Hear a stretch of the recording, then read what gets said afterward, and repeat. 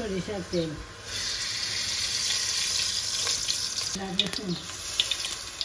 10 minute নাড়া দিয়া একটু বাদামি কালার হইলে তেল মিশা করে মশলা হলুদ লাল মরিচের পাউডার টেবিল চামচে 1 চামচ পাঁচফোড়ন দিয়ে একটু দিলাম একটু দিছি আন্দাজ মতো মশলা দিয়ে নাড়া দিন উঠলে দিলাম দুধ ভাজি রান্তার মতো মিঠা একটু বেশি খাই কম খাই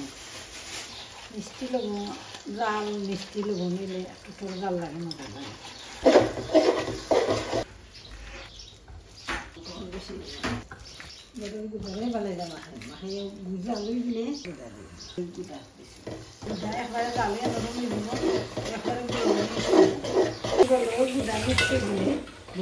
গুঁড়া মজা লাগে আর কি টাইমও গুলি যায় একটু বেশি টাইম লাগে আমি টাইম কম লাগতো বলে আমি এটা হবে বলা দিলাম